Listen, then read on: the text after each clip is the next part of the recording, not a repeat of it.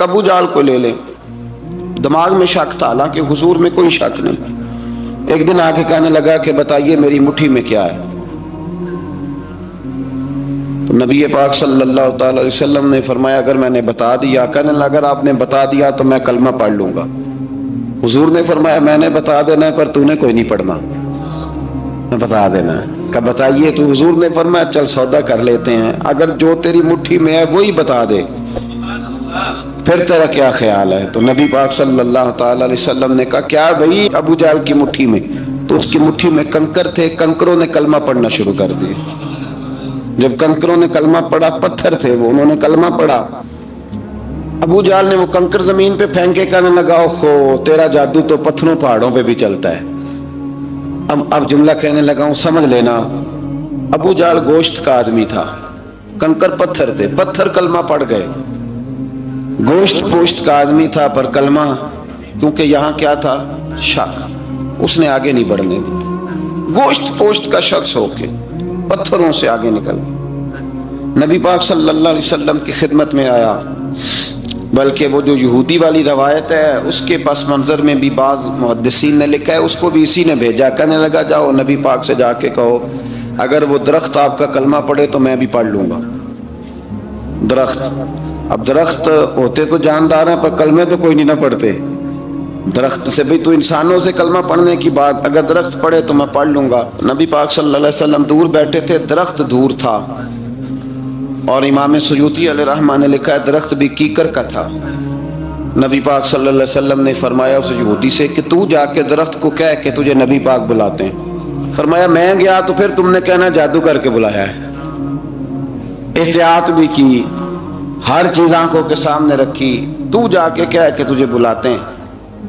وہ بندہ گیا، جا کے کہنے لگا، اور امام سیوطی نے اس کو لکھا ہے، کہنے لگے اس نے نبی پاک کا نام بھی نہیں لیا، کیونکہ ابو جہل اینڈ کمپنی کو پتا تھا کہ مصطفیٰ کے نام میں بھی بڑی برکت، خالی نام بھی نہیں لیا۔ کہنے لگا درخت وہ جو سامنے بیٹھے ہیں نا وہ تجھے بلا رہے، نام نہیں لیا حضور کا، وہ جو سامنے بیٹھے ہیں نا، جاءت لدعوتہ الاشجار ساجدۃ، امام بوصیری کہتے ہیں درخت آیا اور سجدہ کرتا ہوا، زمین چیرتا ہوا آیا۔ کس طرح آیا؟ پہلے آگے جھکا، پھر پیچھے جھکا، دائیں جھکا، بائیں جھکا۔ یہاں بھی لکھنے والوں نے لکھا ہے کہ وہ نہ درخت اپنی جڑیں اکھیڑ رہا تھا، جب چلنا تھا نا اس نے حضور کی طرف آنا تھا تو آگے دائیں بائیں ہوا، جڑیں اکھیڑ رہا تھا۔ لیکن ہمارے استاد جب ہمیں یہ روایت پڑھایا کرتے تھے تو کہتے تھے جڑیں نہیں اکھیڑ رہا تھا، جب اس نے سنا مجھے نبی پاک نے بلایا تو اسے وجد ہو گیا تھا، وہ جھومنے لگ گیا تھا، جھوم رہا تھا، حضور نے مجھے بلا لیا، جاءت لدعوتہ الاشجار ساجدہ۔ تو درخت آیا، اس نے آ کے نبی پاک کو سجدہ کیا، لکڑی کا بنا ہوا درخت ہے، سجدہ کیا۔ سجدہ کرنے کے بعد درخت اٹھا اور اٹھ کے اس نے نبی پاک کا کلمہ پڑھا۔ وہ جس کو ابو جہل نے بھیجا تھا نا یہودی، وہ درخت کی حالت دیکھ کے کلمہ پڑھ گیا، وہ کلمہ پڑھ گیا، لیکن یہی بے ایمان کہنے لگا اوئے ہوئے ان کا تو درختوں پہ بھی جادو چلتا ہے۔ لا ریب فی، شک قرآن پاک میں، لیکن اگر بندے کے دماغ میں ہو اس کا علاج ہے کوئی، ادھر ہی شک بیٹھ جائے۔ میں شادی مثال دیتا ہوں کہ سامنے دیوار صاف ہو لیکن گرد اگر آئینے پہ پڑی ہو، دیوار صاف کرنی چاہیے کہ اینک کا شیشہ صاف کرنا چاہیے؟ ساری زندگی لوگ دیوار صاف کرتے گزار دیتے، ساری زندگی تراش خراش کرتے گزار، اپنی مرضی کی پینٹنگ کرتے گزار دیتے ہیں، پر اپنی آنکھ کی پتلی صاف نہیں کرتے، آنکھ کی پتلی صاف نہیں کرتے۔ کسی نے حضرت رومی سے کہا تھا حضور دنیا میں کوئی اچھا ملتا نہیں، فرمانے لگے تھوڑا رونا شروع کر تاکہ تیری پتلیاں وضو کر لیں، وضو کر لیں، وہ انہیں پتہ چل جائے کہ کتنے صاف ستھرے لوگ دنیا میں پائے جاتے ہیں۔ ابو جہل پھر آ گیا، کہنے لگا اگر آپ چاند کے 2 ٹکڑے کر دیں تو میں کلمہ پڑھنے کو تیار۔ اچھا یہاں بھی بڑی مزے کی بات ہے، اللہ نے پہلے کہہ دیا نبی پاک کو کہ ان الذین کفروا سواء علیہم انذرتہم ام لم تنذرہم لا یؤمنون۔ محبوب یہ جن کی قسمت میں کفر ہے نا، آپ انہیں ڈرائیں چاہے نہ ڈرائیں، یہ ایمان نہیں لائیں گے۔ कंकरों ने भी कलमा पढ़ लिया, दरख्तों ने भी पढ़ लिया, सारा कुछ हो गया, और अल्लाह ने भी कह दिया कि महबूब इस बेईमान ने कलमा नहीं पढ़ना, पर हुजूर ने फरमाया ये पढ़े ना पढ़े हमने मैदान नहीं छोड़ना। जितनी दफा आएगा ना हम इसे जरूर मौजज़ा दिखाएंगे, जितनी दफा आएगा हम क्यों मैदान छोड़। आगे कहने लगा जी अगर चांद के 2 टुकड़े कर दे तो इक़्तरबतिस्साअतु वंशक्कल कमर। तो नबी पाक सल्लल्लाहु अलैहि वसल्लम ने उंगली का इशारा किया, चांद 2 हिस्सों में बटा। कोहे सफा एक पहाड़ी थी मक्के में, आधा टुकड़ा पहाड़ी की इस जानिब हुआ, आधा इस जानिब। यानी वजाहत की अल्लाह करीम ने कि ऐसे ना हो कि ये कह दी वो तो ऐसे बिल्कुल शक हुआ तो मिल गया, पता नहीं मेरी आंखों पे जादू हो गया, मिला है कि नहीं मिला। जब टूटा तो हदीस पाक में आता है कि आधा चांद कोहे सफा के इधर गया और आधा तो पहाड़ी थी, चांद नीचे आया, पहाड़ी के गिर्द घूमा, आगे जाके मिला। यानी वक्फा दिया गया बाकायदा देखने का, समझने। पूरी दुनिया में जितने लोग उस वक्त चांद देख रहे थे, हिंदुस्तान तक रवायतों में मिलता है कि लोगों ने गवाही दी कि हमने चांद टूटते देखा है। जमाना मान गया, लोगों की चीखें निकल गई, लोग कदमों में गिर गए। पर वो जिसके दिमाग में शक था ना वो नहीं माना। शजरो हजर पहचान गए पर इंसान की नजरों में शक ही रहा। दुनिया में सबसे मजबूर, कमजोर, बुज़दिल, कम फहम बंदा वो है जिसके दिमाग में शक है। सबसे कम फहम आदमी, उसकी फिरासत रूहानिया जीरो है, वो एक नाकाम शख्स है। उसको किसी पे भी शक पड़ जाए, किसी पे भी। हमने देखा है जो औरत अपने मर्द पे शक करने लग जाती है उस घर का कोई इलाज ही नहीं होता। जो शिकवा करती है रोटी का, पैसों का, वो किसी दौर में मसला उसका हल हो जाता है। जो नाफरमान होती है उसका भी मसला किसी न किसी जमाने में हल हो ही जाता है। ये जिसको शक पड़ जाता है ना, शक, उसका मसला क़यामत की सुबह तक हल नहीं होता। अगर मर्द को शक पड़ जाए उसका मसला भी कभी जिंदगी में दोबारा हल, याद रखें। ये जो शुकूक व शुबहात है ना, कुरान पूरा शुकूक व शुबहात का इजाला करता है।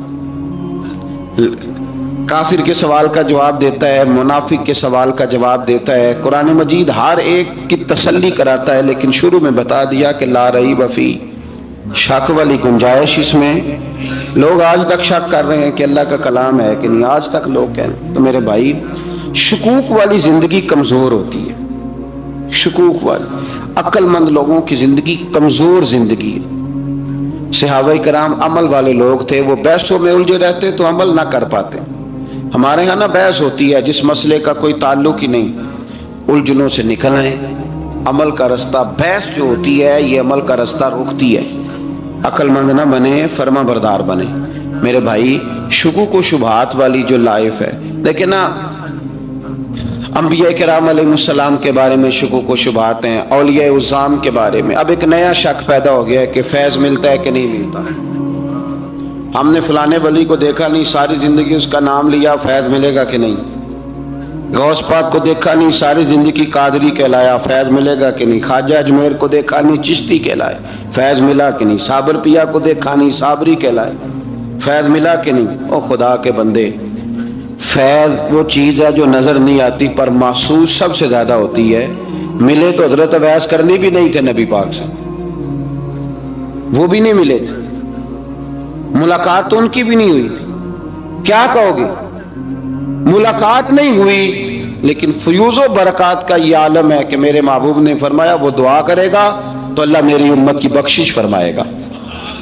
तो आप, हमारे सूफिया में एक सिलसिला अवैसिया है। सिलसिला वैसिया में अक्सर मुलाकात नहीं होती, अक्सर नहीं मुलाकात होती बगैर देखे ना। आप जब किसी का नाम जपते हैं, जब किसी का नाम लेते हैं, जब उसी का जिक्र करते हैं, जब उसी के तज़किरे में रहते हैं, तो अल्लाह तबारक व तआला के ये जो कामिल लोग होते हैं ये मुतवज्जो हो जाते हैं, उनकी तवज्जो होती है। और खुद सरकार ने फरमाया, दो आपस में मोहब्बत करने वाले, एक मशरिक में एक मगरिब में, क़यामत के दिन अल्लाह दोनों को जन्नत में इकट्ठा फरमा देगा। ये क्या बात हुई कि हर बात में शक करना कि जी वो फलाने से मुलाकात ही नहीं हुई। तो किस तरह भाई, मुलाकात एक अलग चीज का नाम है, मुलाकात एक अलग शय का नाम है, और फयूज़ व बरक़ात एक اللہ سے ملاقات ہوئی ہے؟ رزق دیتا ہے کہ نہیں؟ زندگی دیتا ہے، ساری چیزیں دیتا ہے، تو ملاقات تو کوئی نہیں کرتا۔ تو اس لیے ہر چیز کو ٹھیک ہے، وہ جو جگہ جس جگہ پہ جو بات ہے اس کو وہاں رہنا چاہیے، لیکن یہ شکوک ہیں، ان سے باہر نکلیں، ان سے باہر آئیں۔ اولیاء اللہ کا جو فیضان ہے، ان کی جو محبت ہے، ان کے جو طریق، حضرت سلیمان بن بشار رحمت اللہ علیہ بزرگ گزرے ہیں، وہ کہتے ہیں میرے پاس، میں بڑا خوبصورت تھا جوانی میں، دین کی تھوڑی سی خدمت کرتا تھا، تو ایک عورت آ گئی، اس عورت نے میرے ساتھ کچھ مجھ سے مانگا، مطالبہ کیا، تو میں نے کہا کوئی بھکارن ہے۔ میں نے جب اس نے نقاب اوڑھا ہوا تھا، جب میں نے اس کی طرف پیسے دینے کے لیے، خیرات دینے کے لیے کوئی چیز بڑھائی، تو اس نے چہرے سے کپڑا ہٹایا، میں نے نظر جھکا لی، کہنے لگی سلیمان میرا رنگ روپ تو دیکھ، میں کتنی خوبصورت ہوں، میں تیری محبت میں گرفتار ہو گئی، خدا را میں اپنے آپ کو تیرے حوالے کرتی ہوں۔ آپ فرماتے ہیں جب اس کے نیت اور ارادے میں اور لفظوں میں میں نے فطور دیکھا، تو میں استغفر اللہ پڑھتا وہاں سے بھاگ گیا، اتنا دوڑا کہ میں بصرہ سے باہر نکل گیا، شہر سے ہی باہر آ گیا، عورت سے دوڑ رہا ہے، مرد نوجوان خوبصورت۔ فرماتے ہیں عشاء کی اذانیں ہو رہی تھی، نماز پڑھ کے میں مسجد میں سو گیا، تو مجھے حضرت یوسف علیہ السلام کا دیدار ہوا۔ جناب یوسف کہتے ہیں میں حضور کا غلام اور غلاموں کا غلام اور صدیوں بعد کا غلام، تو جناب یوسف علیہ السلام میری خواب میں آئے اور کہنے لگے اٹھ جوان میرے سینے سے لگ، یار تو نے تو نبی پاک کا امتی ہو کے وہ کام کیا ہے جو میں نے نبی ہو کے کیا تھا۔ اب کام حضرت یوسف والا کیا تھا نا، تو صدیوں اور سالوں اور مہینوں کا فاصلہ بن سکا، تو وہ آ گئے۔ مسئلہ یہ ہے کہ شکوک و شبہات والی زندگی نقصان دیتی ہے۔ حضرت ہمارے سلسلہ مقدسہ میں ایک سلسلہ علویہ ہے جو اعلیٰ حضرت فاضل بریلوی کو حاصل تھا، شاہ عبدالعزیز صاحب محدث دہلوی رحمۃ اللہ تعالیٰ علیہ نے بڑا لکھا مولا علی کی شان پہ، حضرت علی پہ کلام، ان کا ذکر، ان کے تذکرے اس قدر فنا ہو گئے کہ ہر وقت ذکر علی کرتے۔ فرماتے ہیں مجھے خواب میں حضرت علی کا دیدار ہوا، انہوں نے مجھے بیعت فرمایا اور مجھے اپنے سلسلہ مبارکہ میں اجازت دی۔ تو شاہ صاحب رحمت اللہ علیہ فرمایا کرتے تھے کہ میں نے وہ بہت کم لوگ ہیں جن کو پھر ان میں بیعت فرمایا جاتا ہے، تھوڑے چند لوگ، اور ان کو سلسلہ مبارکہ میں اس میں چند لوگ ہیں۔ اعلیٰ حضرت کے بعد شاہ علیہ رسول ہے، شاہ علیہ رسول کے بعد شاہ عبدالعزیز محدث دہلوی، وہ ڈائریکٹ مولا علی شیر خدا سے بیعت۔ تو مطلب یہ ہے کہ کام شکوک و شبہات سے نکلیں۔ قرآن نے کہا لا ریب فیہ، قرآن میں شک البتہ وَإِن كُنتُمْ فِي رَيْبٍ مِّمَّا نَزَّلْنَا عَلَىٰ عَبْدِنَا، بندے کچھ شک کرتے ہیں، اگر انہیں شک ہو تو وہ اس طرح کریں کہ فَأْتُوا بِسُورَةٍ مِّن مِّثْلِهِ، پھر اس کی مثل ایک صورت لے کے آئیں، اور وَادْعُوا شُهَدَاءَكُم مِّن دُونِ اللَّهِ إِن كُنتُمْ صَادِقِينَ، سارے بے شک اپنے حمایتی بلا لیں اگر وہ سچیں۔ شک والی دنیا سے باہر نکل آئیں، حقیقت والی دنیا کو قبول کریں۔ شکوک و شبہات کا ازالہ نہیں ہوتا، شک دوسرے شک کو جنم دیتا ہے، نقص دوسرے نقص کو جنم دیتا ہے، غلطی دوسری غلطی کو جنم دیتی ہے۔ اور انسان جب تک شکوک کی، میں نے آپ کو کہہ دیا کہ ہر گھر بس سکتا ہے، ہر گھر، ہر عورت کے صحیح ہونے کی امید ہوتی ہے، پر جس بی بی کو اپنے خاوند کے کردار پہ شک ہو وہ بی بی کبھی مطمئن نہیں ہوتی۔ ہر گھر بس جاتا ہے، لیکن جس خاوند کو اپنے بیوی کے کردار پہ شک ہو جائے اس کا کبھی اس کے ساتھ سلوک مخلصانہ۔ شکوک والی زندگی بیماروں کی زندگی ہے، شکوک والی زندگی بیماروں کی زندگی، کمزوروں کی زندگی، بزدلوں کی زندگی۔ اس لیے حقیقت والی چیز جب تک آپ کے پاس کوئی چیز کلیئر ہو کے نہیں آتی، شریعت اسلامیہ نے بہتان کی سزا رکھی ہے 80 کوڑے، پتہ ہے آپ کو؟ جس نے ایسے ہی بہتان لگا دیا، دلیل ہی کوئی نہیں، ایسے ہی کہہ دیا کہ جی وہ مجھے شک ہے جی انہوں نے ایسے کیا، فرمایا اسے کوڑے مارو۔ شک کی بنیاد پر بہتان ترازی کرتا ہے، کوڑے کی سزا رکھی، 80 کوڑے مارو اس ظالم۔ یہ شک کر رہا ہے اس کو جب اس کے پاس دلیل ہی کوئی نہیں۔ یہاں بڑے بندے ہیں بات کر دیتے ہیں، کہتے ہیں جی وہ ایسا ہوا ہوگا، میں نے ایسا دیکھا تھا، ہوگا، کیا تھا، ممکن ہے۔ تو یہ شکوک ہے۔ اس شکوک، یہ سامنے والے کا کچھ بھی نہیں بگڑتا، اس بیچارے کا کیا بگڑنا ہے۔ یاد رکھیں بڑی خوبصورت بات یہاں حضرت عبداللہ ابن مسعود کی، آپ فرمایا کرتے تھے جب کسی بندے پر بندے شک کرتے ہیں اور ناجائز شک کرتے ہیں، اللہ اس کی عزتوں میں اضافہ فرما دیتا ہے۔ اللہ اسے شانیں عطا کرتا ہے اپنی زندگی کو بیماریوں سے نکالنے. یہ روحانی بیماری ہے شک، اس سے باہر آنا. یہ ظلم ہے، اولیاء پہ بھی شک، صوفیاء پہ بھی شک، علماء پہ بھی شک، ہر بندے پہ شک، کوئی صحیح نہیں، سارے غلط، میں اکیلا صحیح. اس شک سے باہر آ جائیں. یہ نفسیاتی مریض بنا دے گا، بے سکون کرے گا، بے قرار کرے گا. اللہ تبارک و تعالیٰ نے نا ہمارے محبوب کریم علیہ السلام کو دنیا میں بھیجا تو فرمایا یا ایھا الناس قد جاءکم برہان من ربکم، اے لوگو تمہارے پاس تمہارے رب کی دلیل آ گئی. اللہ تبارک و تعالیٰ نے محبوب پاک علیہ الصلوۃ والسلام کو سراپا دلیل بنا کے بھیجا. باقی انبیاء کرام علیہم السلام کے پاس بھی اپنی نبوت کے دلائل کے طور پر بے شمار معجزات تھے، اور حضور کریم علیہ السلام کے تو پورے وجود کو ہی اللہ نے معجزہ بنایا. اور نبی پاک صلی اللہ تعالیٰ علیہ وآلہ وسلم کی نبوت کی دلیلیں، حضور کے رسالت کے مستحکم دلائل جگہ جگہ آپ کو ملیں گے. سب سے پہلی چیز تو یہ سمجھنے والی ہے کہ نبی پاک علیہ السلام نے جس چیز کو سب سے پہلے اپنی نبوت کی دلیل کے طور پر بیان فرمایا وہ حضور کا کردار ہے، سیرت ہے، عمل ہے، حضور کا لوگوں کے ساتھ رویہ ہے. نبی پاک علیہ الصلوۃ والسلام کی تبلیغ کے 3 دور ہیں. ایک تو حضور نے اپنے قول سے تبلیغ فرمائی، وہ 40 سال کی عمر سے محبوب نے اعلان فرمایا اور تبلیغ کی. اور ایک نبی پاک صلی اللہ تعالیٰ علیہ وسلم بالواسطہ حضور کی تبلیغ ہے جو آج تک جاری ہے. امت کے علماء، مشائخ، مبلغین حضور کے دین کو آگے پھیلا رہے ہیں، تو دراصل یہ بھی تبلیغ رسول پاک علیہ السلام ہی کی تبلیغ. اور ایک حضور کی تبلیغ کا دور ہے حضور کی پیدائش سے لے کر ولادت مبارکہ سے لے کر حضور علیہ السلام کے اعلان نبوت تک.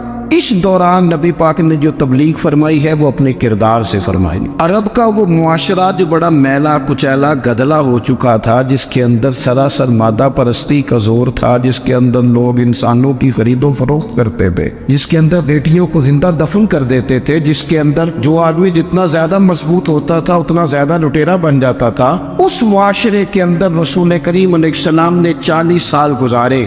اور اس طرح گزارے کہ جو بیگانے بھی تھے وہ بھی کہا کرتے تھے یہ صادق ہے، یہ امین ہے. اور جب حضور نے اعلان نبوت کیا تو فرمایا، یہ قرآن مجید کے لفظ ہے، فرمایا فَقَدْ لَبِثْتُ فِيكُمْ عُمَرًا مِّن قَبْلِهِ أَفَلَا تَعْقِلُونَ، میں تمہارے بیچ عمر کا ایک حصہ گزار چکا ہوں، تمہیں عقل نہیں ہے، شعور نہیں ہے.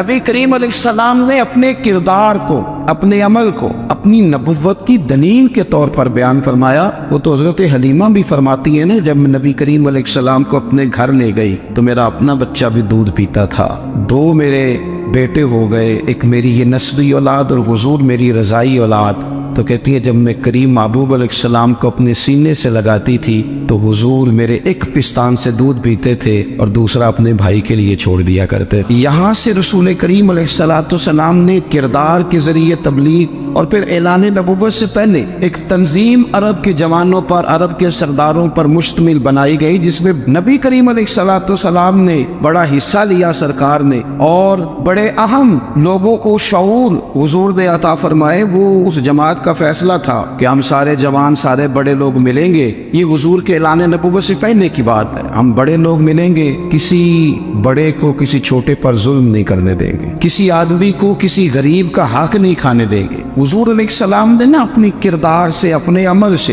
اور آپ کا جو عمل ہوتا ہے نا وہ اصل ہوتا ہے. ایک ہوتا ہے آپ کوئی بات کرتے ہیں اور ایک ہوتا ہے کہ آپ کوئی عمل کرتے ہیں. آپ جب عمل کرتے ہیں تو عمل کے ذریعے بھی لوگوں تک بات پہنچتی ہے کہ دراصل آپ کا اٹھنا بیٹھنا چلنا پھرنا کیا ہے. میرے رسول کریم علیہ الصلوۃ والسلام کا اٹھنا بھی ایک نبی کا، بیٹھنا بھی ایک نبی کا، بات کرنا بھی ایک نبی کا، معاملات زندگی کرنا بھی ایک نبی کا، لین دین کرنا بھی ایک نبی کا. ایک شخص کہتے ہیں میں نے اعلان نبوت سے پہلے حضور علیہ السلام سے کوئی چیز خریدی تھی اور میں نے عرض کیا تھا آپ یہاں تشریف رکھے، میں پیسے لے کے آتا ہوں. میں 3 دن کے بعد آیا. دیکھو یہ بات کرنی کتنی آسان ہے، بولنی کتنی آسان ہے، پر 3 دن یہاں میرے بھائی کو کسی شخص کو 2 گھنٹے انتظار کرنا پڑ جائے تو لوگ کہتے ہیں الانتظار وشد من القتل، یہ تو قتل سے زیادہ تکلیف والا معاملہ ہے منتظر رہنا کسی کا. کہتے 3 دن کے بعد میں آیا تو میرے رسول کریم وہیں تشریف فرمائے. बस इतना फरमाया, यार तुमने मुझे बड़ी तकलीफ में डाल दिया, 3 दिन हो गए यहाँ रुके हुए। तो हुजूर ने अपने किरदार को, अपने अमल को, अपने मामलात को सबसे पहले अपनी नबूवत की दलील के तौर पर पेश किया। किसी ने क्या खूब कहा था कि जो तेरी जान के दुश्मन है वो भी कहते हैं, बज़ाहिर तो आए हैं ना हिजरत की रात जान लेने, लेकिन अमानतें हुजूर के घर में रखी हुई है, अमानतें काशाना नूर पे पड़ी है। वो जो तेरी जान के दुश्मन है वो भी कहते हैं कि अमीन तू है और सदाकत की आबरू तू है। तो पहले किरदार। फिर दूसरी बात, अल्लाह ताला ने अपने महबूब अलैहिस्सलाम को अपना मुतलक नायब बनाकर, अपना महबूब आज़म बनाकर, वैसे ही सारे इंसानों के बारे में कहा, वइज़ क़ाल रब्बुका लिल मलाइकति इन्नी जाइलुन फिल अर्दि खलीफा, मैं ज़मीन में अपना नायब बनाने वाला हूँ। लेकिन हुजूर अलैहिस्सलाम तो महबूब है ना, हुजूर की नियाबत तो महबूबियत के दर्जे पर फायज है।